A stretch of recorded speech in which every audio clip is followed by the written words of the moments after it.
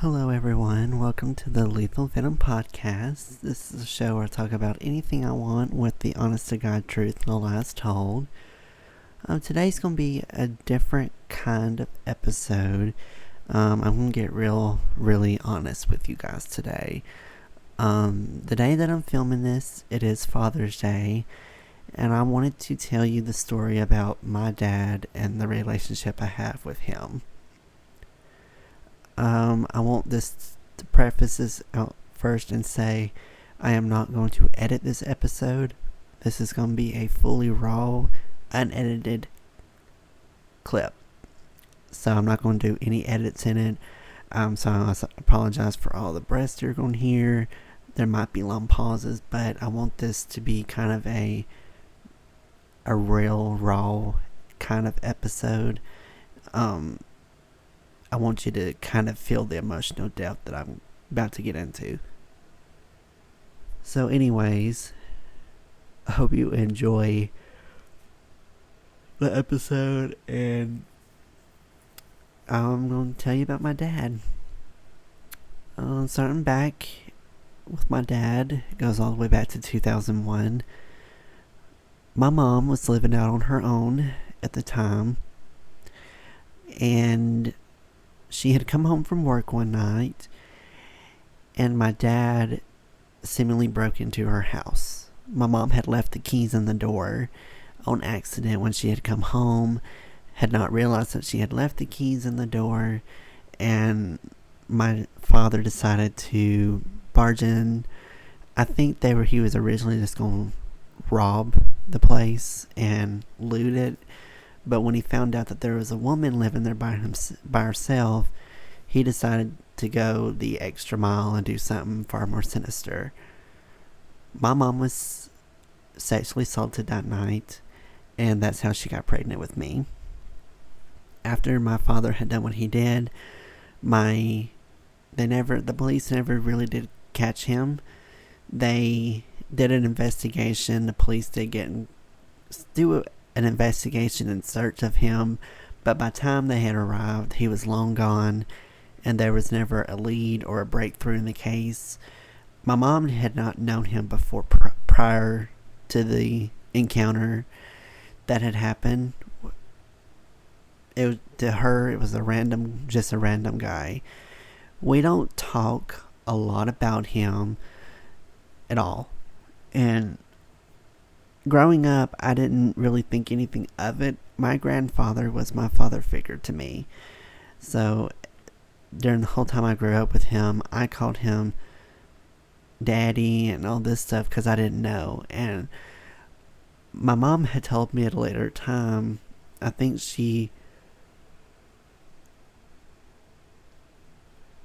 had finally at one point decided to sit down and say, okay, I want to be honest with you about your father. And she told me everything that had happened that night, and that when she had me, that I always called my grandfather my dad. And my grandparents tried to put an end to it. They didn't want to have me raised up and pretend that my grandfather was my dad, because that's obviously not the case. But they had a lot of problems trying to coax it into my head that this is your grandfather, not your father. And so they kind of gave up trying to teach me that it was not to say dad, but they just had a hard time. She never knew him. I've never seen his face.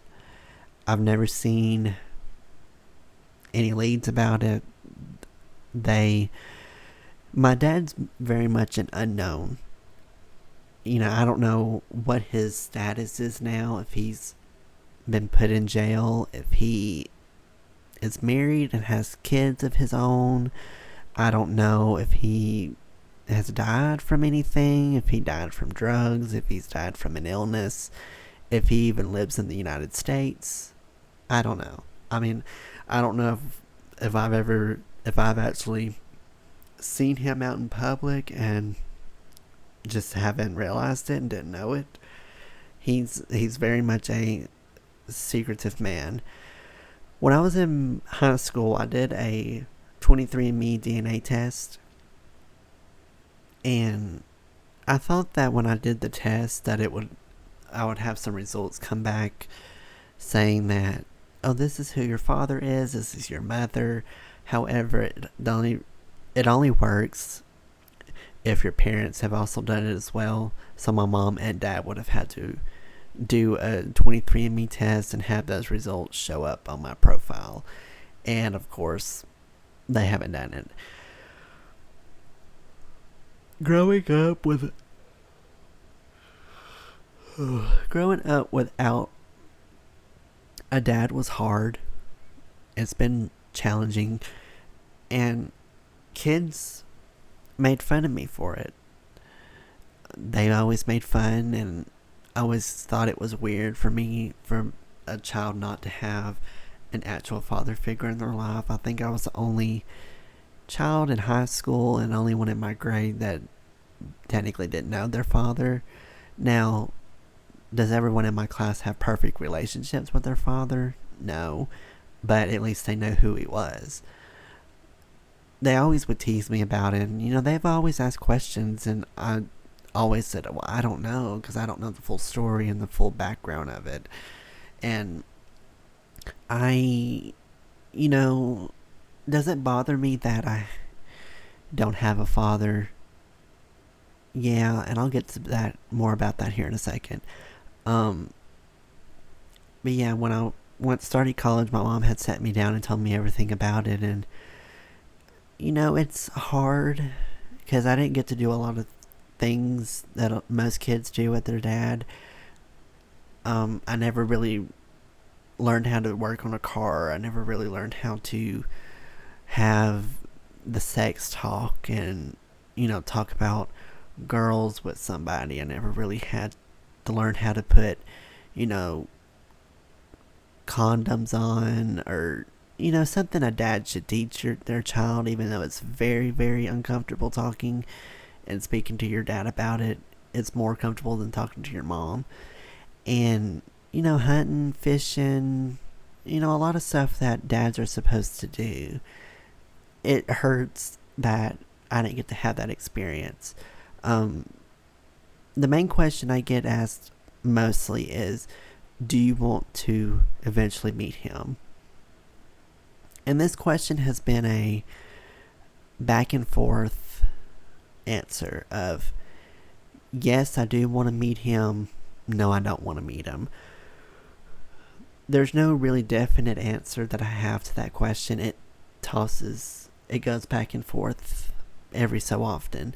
Right now, yeah, I would want to meet him.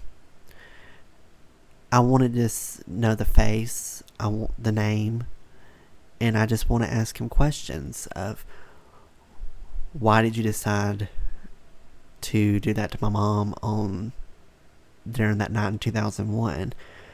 Why were you scared and ran off and never turned yourself in and gave my mom closure?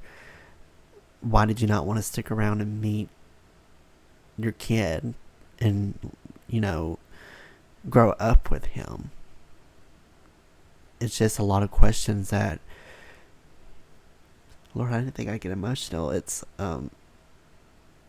hard to think about not having a dad in my life, and then there's times where I don't want to know who he is because I don't know how I would react if I saw him.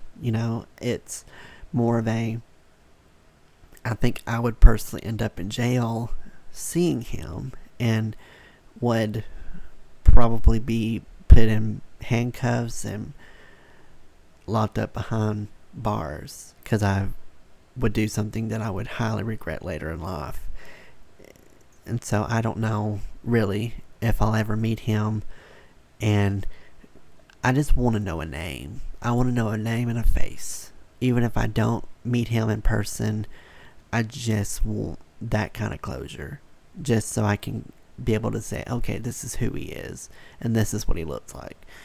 And it's gonna kill me more if we do background checks on him, and he does have a family, he does have kids, and he has a wife. He definitely hasn't told them or said this to anybody about what has happened. And I've wanted to do DNA tests as well, but I don't want to upset my mom for wanting to know who he is. I don't want her to think that I'm betraying her. And people might have different opinions on it, but for me, I think it'd just be a slap to her face. And my mom has always been a strong woman. She has been number one. I'm not going to let anything happen to you. Has been there for me for everything. And my mom thinks that she doesn't get enough credit, and she always thinks that she's failed me and she's done everything wrong. And I tell you, you've not done anything wrong. You've done everything a mom should do. And coming from where we grew up, the fact that you did not put me up for adoption, did not get an abortion, immediately right there shows what kind of mom you are. You decided to take me in, and she's told me multiple times that even though that was the most traumatizing thing that she's gone through and will probably ever go through, that she was happy that the end result was me. That I was the end result of that traumatic experience that she had. And she would not trade anything for it. And so, Mom, you've not done anything wrong. You've been such a strong mom to me. You've done nothing wrong, and you have done everything right. I don't want you to ever think that you've not done anything right. You are so strong, and I cannot think of another mom or have anyone else take your place, because no one can. And that's really all I really wanted to say today. It's gonna be a short episode. It's not long at all. I just wanted to sit down and record this little episode because I wanted to talk about it. And with it today being Father's Day, the day I'm recording it, I wanted to do something and for one last message to my dad. Dad, if you're out there, if you're listening to this, I think what you've done shows really exactly who you are. Is that you're just a pussy. You are a straight pussy that doesn't have the balls to stand up for your mistakes. I will 100% have bigger balls than you do. And I hope that wherever you are, just know that we are doing fine. My mom is fine. I am fine. Your son graduated college. Your son has 3 podcasts up. Your son has done everything in his power to make himself be successful. So if you're out there listening to this, just know what you missed on and what you've missed. I really hope that you rot in hell for what you've done to our family. And that's just all I've got to say to you. To everyone that's listening to this and has a similar situation, don't let it affect you. I've not let it affect me. Other times where I really wish that I had a perfect family, yes, but I believe God works in mysterious ways, and that there was a reason why my father wasn't supposed to be in my life. And I've made a vow that I want kids, and I want my kids to have their own father, and I want them to grow up knowing that their father's not going to do anything harmful to their family. I'm not going to leave them. I'm not going to hurt them in any way. I'm not going to put any strain on them at all. I want them to have the full family and actual experience a child should have for their whole life. And that they should have a mom and dad that they can rely on, that they can go and talk to about stuff, that they are not scared to ask anything. I just want that for my future kids and for my future family. That's all I want. And to everyone that's has their dad with them, keep them close. Keep them close. If you don't have a good relationship with them, don't ever wish any bad or any harm on them. Because one day, when they're gone, you're going to look back and really regret not having those full moments. So, I know this is probably going to go out a day late from Father's Day, but I wanted to say Happy Father's Day to all the dads out there that are the great ones, that are actual dads that stay with their families and are there for their family and there for their kids. And I hope everyone had a great Father's Day, and that this episode kind of shows a little bit of inspiration and helps someone that might be going through the same one. But anyways, I was trying so hard not to make my nose sniffle, but I just had to. So that's going to be the only time you hear my nose sniffle during any episode. But anyways, I appreciate you guys for all listening in and tuning in for the episode today. There's no survey. This was just a last minute thing that I wanted to do. And so there's no survey today. But if you would like to keep updates and have updates on when new episodes are released, make sure to follow the podcast wherever you get your podcasts. I'm on Apple Podcasts. I'm on Amazon Music, Spotify, iHeartRadio, Pandora, and YouTube. Just search Lethal Venom on any podcast site and it should pop up.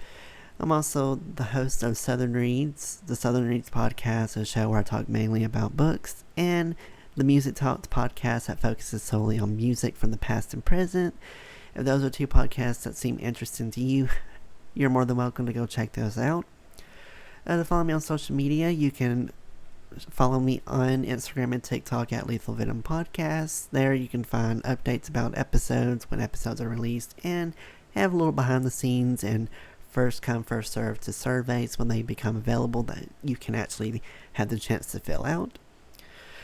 I have a link tree which has all my personal information on there, as well as my social media accounts, all the podcast information, where I'm at and everything. You're more than welcome to go check that out. I'll put that in the description box below. And just a last minute thing, if you would feel free to leave a review or a rating of the podcast. It'll help boost the podcast up and help get the podcast going. Recently, I wanted to say I hit 400 streams and downloads on my show. So thank you to everyone that has taken the time to sit down and listen to these episodes. I really, really appreciate it. It's meant the world to me, and I didn't actually think that I would get this far. So thank you so much for all the support y'all have shown to me. I hope y'all have a great day and a great start to the week, and I will see you all in the next episode of Lethal Venom. Y'all take care.